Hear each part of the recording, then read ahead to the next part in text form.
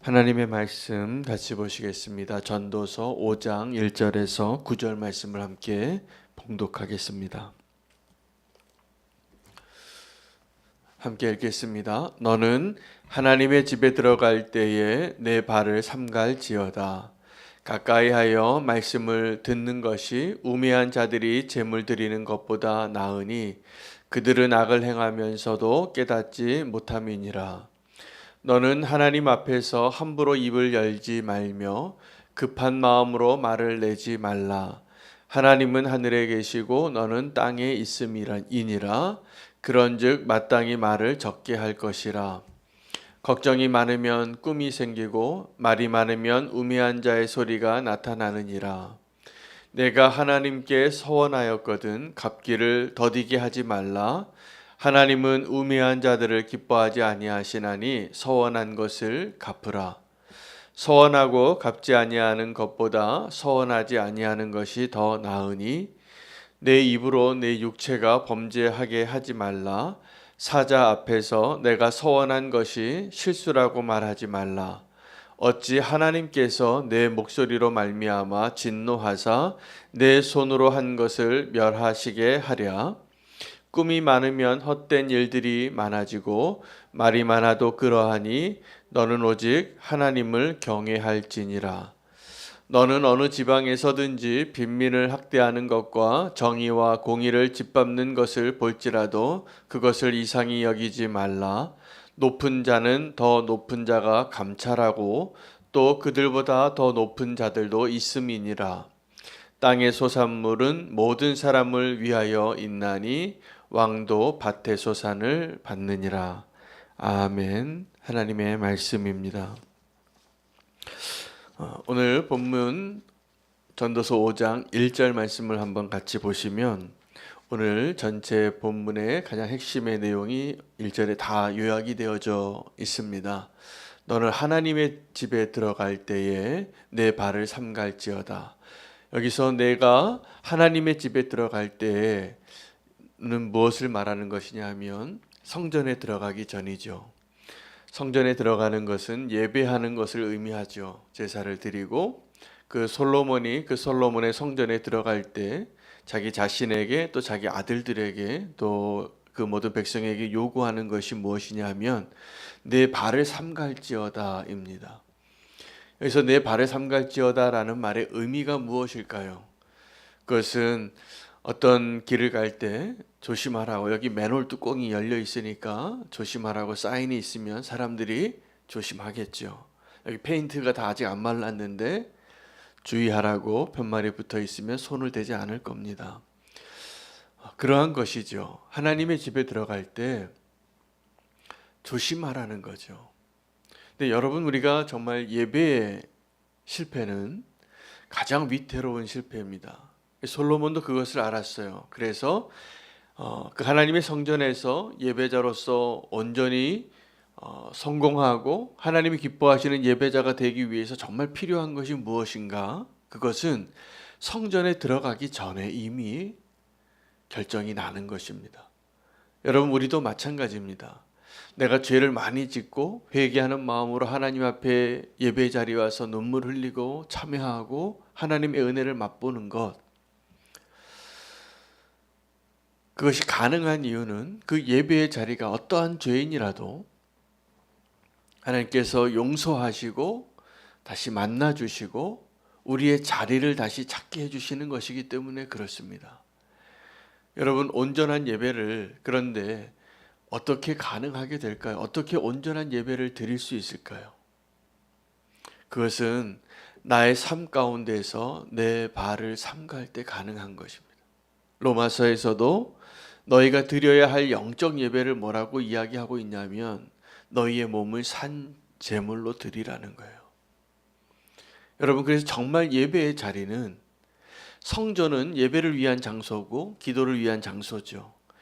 하나님의 임재가 있고 하나님의 상징적인 자리인데 우리는 착각합니다. 그 예배의 자리에 들어가는 것만 예배의 행위이고 그 성전의 밖에서의 나의 삶과 나의 말과 나의 발걸음은 예배와 상관이 없는 줄 아는데 오늘 이 전도자는 진정한 예배를 이야기하고 있는 거예요. 정말 진정한 예배는 이 성전에 들어가기 전에 내가 어느 곳에 있든지 누구를 만나든지 무슨 말을 하든지 하나님의 임재를, 하나님의 존재를 의식하고 살라는 거죠. 이게 예배입니다. 그러므로 우리가 정말 예배하는 자리는 이 성전에 들어가는 그 공간이 아니라 성전에 들어가기 위하여 내 발을 삼가는 것, 내 말을 조심하는 것, 이게 예배의 준비고 이것이 정말 예배를 성공하는 예배인지 실패한 예배인지를 결정하는 진짜 요소인 것입니다. 그것이 온전하게 이루어지면 예배의 자리, 성전의 자리, 하나님의 집에 들어갈 때 우리는 더 풍성한 은혜를 누리고 그 길이, 그 시간이 좀 고되고 힘들었을지라도 하나님의 집에 들어가서 위로를 받고 더 하나님의 이름을 올려드리는 것이 정말 나의 기쁨이 되고, 왜냐하면 그거 위해 살았거든요. 내가 정말 하나님의 이름을 위하여 살았으니까 성전에 가서 기쁠 거 아닙니까? 혹시 우리가 그 성전에 들어가기 전에 내 발걸음이, 나의 입술이 실패했을지라도 그것을 의식하고 그것을 조심하고 그것을 위하여 나의 삶의 나머지 모든 시간을 살게 될 때 그 예배의 자리에서 내가 누리는 진정한 기쁨은 비교할 수 없는 것이 되는 것입니다. 여러분, 그래서 우리의 발을 삼가라. 너희는 하나님의 집에 들어갈 때에 내 발을 삼갈지어다. 이것은 진짜 예배가 어디인지를 말씀해 주시는 거예요. 예배의 자리가. 성전을 향하여 들어가기 전에 나의 삶을 구별하여, 오늘 보면 그 성전에 들어가기 전에 우매한 자들은 하나님의 말씀을 듣는 것이 우매한 자들이 제물 드리는 것보다 나으니 그들은 악을 행하면서도 깨닫지 못함이니라. 예배에 정말 그 두 가지 요소가 있는데, 하나는 뭐냐면요, 우리가 가장 낮은 곳에서 가장 높은 곳을 바라보는 것이 예배입니다. 그게 기도입니다. 오늘 그 기쁨을 말하고 있는데, 가장 낮은 곳으로 향하는 것. 여러분, 예배의 자리에서 우리는 한 가지가 분명해야 돼요. 내가 하나님 앞에 엎드린 자라는 것. 여러 가지 이유로 내가 하나님을 인정하고 하나님을 공경하기 위하여 머리를 숙일 수 있는 것, 하나님께 엎드릴 수 있는 것, 이게 예배입니다. 그게 경배라는 의미입니다. 또 하나는 더 높은 것을 바라보며 소망을 잃지 않는 것입니다. 어떤 사람에게는 더 높은 것을 바라보는 것이 이 땅에서 나를 도울 자가 없고 내가 힘없는 자가 되어서 학대를 받고 있을 때 저 높은 곳에 나를 사랑하신 아버지가 계시고 이 땅에는 없는 공의로운 하나님이 계시다는 것을 의지하게 될 때 그것이 소망이 될 것입니다. 또 하나는 교만한 자들이 내가 지금 왕이 되었다고, 내 위에 아무것도 없는 것 같이 여기는 사람들. 그래서 왕이 되는 것이 참 위태로운 겁니다. 어떤 리더가 되는 것 아주 위험한 겁니다. 그런데 왕도 아니고 리더도 아님에도 불구하고 우리는 스스로 왕이 되어서 나보다 좀 약하고 힘없는 자에게 왕처럼 행동하고 말할 때가 많습니다. 그 위험한 것이죠. 정말 예배자의 삶을 사는 사람은 하나님 아래에 있다라는 것을 늘 의식하고 사는 거예요. 온전한 예배를 위하여 오늘 두 가지를 꼭 기억하시면 좋겠는데, 1절에 사실은 다 그 답이 있습니다. 첫 번째 문장이죠. 너는 하나님의 집에 들어갈 때에 내 발을 삼갈지어다. 우리의 삶을 거룩하게 회복하라는 것이죠. 조심하고. 또 하나는 가까이 하여 말씀을 듣는 것이 우매한 자들이 제물을 드리는 것보다 낫다. 여기서 제물을 드리는 것, 이게 정말 예배의 행위같이 보입니다. 근데 우매한 자가 예배에 그 제물을 드리는 것이 무엇보다 낫지 못하다고요? 가까이하여 하나님의 말씀을 듣는 것보다, 가까이하여 하나님의 말씀을 듣는 것, 이것은 하나님의 말씀에 경청하는 것입니다. 하나님의 말씀을 사모하고 하나님의 말씀에 순종하는 것이죠. 근데 하나님의 말씀에 순종하지 않는 사람들이 헛된 예배를 드리는데 그것이 우매한 자의 모습이라는 거예요. 우매한 자들이 제물을 드리는 것보다 가까이하여 하나님의 말씀을 듣는 것이 훨씬 낫다. 여러분, 그 우매한 자들은 악인들과 동일한 동의어로 지금 쓰여져 있습니다. 우매한 자들이 제물을 드리는 것보다 나으니 뭐라고 하면서요? 그들은, 그래서 우매한 자들은 악을 행하면서도 깨닫지 못하느니라. 그 악인이 악을 행하면서 하나님 앞에 예물을 가져오며 이렇게 얘기하는 거예요. 나는 정말 예배를 드렸다고. 하나님의 말씀을 이해하지도 못하고 하나님의 말씀을 들어도 바로와 같이 완악한 마음으로 내가 하나님의 말씀에 하나님 무엇을 원하시는지 그 정답을 알면서도 내 마음에 순종하지 않고 우리는 여전히 꿈꿔요. 여전히 말이 많아요. 여전히 서원한 것을 지키지 않아요. 이게 우매한 자의 모습이라는 것입니다. 온전한 예배가 회복되어지는 것, 그 온전한 예배가 회복되기 위하여 필요한 것은 성전을 오르는 것이 아니라 성전을 오르기 전에 나의 걸음을 삼가하는 거예요. 우매한 자의 길로 가지 아니하고 악한 자의 길로 가지 않는 것, 이게 정말 예배를 위한 준비이고 그것이 예배예요. 우매한 자는 다른 것이 아닙니다. 내 삶을 살아갈 때는 예배의 영역이 아니라고 생각하는 것이 어리석은 것이에요. 오늘 이것이 분명해져서 깨달아져서 하나님이 원하시는 자리를 다시 회복하게 되기를 원합니다. 예배자의 자리는 하나님의 집에 들어가는 그 공간을 의미하는 것이 아니라 하나님 아래에서 내가 살아가고 있다는 것을 인정하고 늘 깨어서 경건한 삶을 살려고 하고 악을 멀리하고 하나님을 의식하며 사는 것이 진정한 예배의 기쁨이 될 것입니다. 8절에 9절에 이렇게 이야기합니다. 8절을 먼저 읽겠습니다. 너는 어느 지방에서든지 빈민을 학대하는 것과 정의와 공의를 짓밟는 것을 볼지라도 그것을 이상히 여기지 말라. 높은 자는 더 높은 자가 감찰하고 또 그들보다 더 높은 자들도 있음이니라. 우리가 정말 예배하는 자가 깨닫는 것은 내 위에 하나님이 계시다는 것, 나보다 더 상전이 있다는 것. 여러분, 상전과 종의 관계에서 에베소 교회 성도들에게 바울이 이야기합니다. 종들은 눈속임하는 것처럼 너희 상전을 대하지 말고 하나님께 대하듯이 늘 눈속임하지 말고 온전히 순종하라고. 상전들에게는 말합니다. 네가 위에 있는 자라고 네 아래에 있는 자들을 학대하지 말고 막대하지 말라고. 너 위에도 누군가 있다는 것을 항상 의식하고 살라. 겸손에 대한 말씀이죠.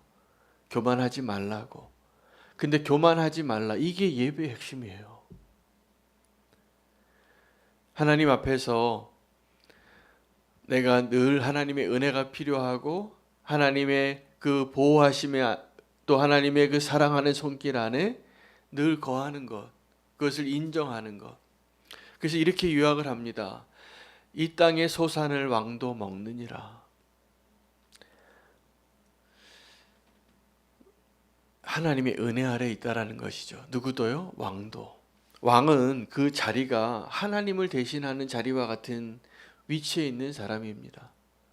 다 그 사람의 발 아래에 있습니다. 명령하면 순종하고 이 땅에 눈에 보이는 하나님처럼 존재하는 자예요. 왕은 막강한 권력과 권세와 그걸 다 위임받은 자예요. 그런데 그 왕도 하나님 앞에 겸손하고 하나님을 인정하고 사는 것이 필요하다는 것이죠. 우리가 이 나라의 지도자들을 위해서 기도할 때 정말 필요한 기도가 뭐냐 하면, 누구라도 그 최고의 꼭대기에 있는 자리에 앉게 되면 착각하게 됩니다. 내가 하나님인 것처럼. 말은 안 해도 그 생각이 드는 거예요. 그럼 우리가 어떤 기도를 해야 될까요? 우리가 알고 있는 모든 지도자들에게, 하나님, 그 모든 지도자들이 이 나라의 대통령을 포함해서 하나님 아래 있다라는 것을 알게 해달라고. 그것이 이루어지면 지혜로운 왕이 될 것입니다. 하나님의 공의와 정의를 지키려고 하는 지도자가 되려고 할 것입니다. 근데 만약에 그것이 이루어지지 않고 그것이 분명해지지 않으면 착각해요. 내가 그 일을 한 것 같고 내가 하나님이 된 것처럼. 그런데 이것이 저 멀리 있는 대통령에게만 해당이 되어지는 일일까요? 아니요. 예배에 실패한 우리 모두의 이야기입니다. 조금만 틈만 있으면 착각해요. 하나님의 권위와 하나님의 그 능력과 하나님의 그 뜻을 거스르고자 하고 싶어요. 여러분, 그래서 우리가 하나님의 뜻을 알고도 그 순종하고 싶지 않은 것이 얼마나 두려운 이야기인지 알아야 합니다. 하나님께 약속한 것을 지키라고 말하고 있고, 말이 많으면 허물이 많아진다고 말하고 있어요. 근데 우리가 정말 예배자로 살게 되면 그러한 어리석음과 실패를 하지 않게 되어지고 주님과 동행하는 것이 기뻐지는 것입니다. 주님과 동행하는 삶을 사는 것, 이게 정말 예배이지.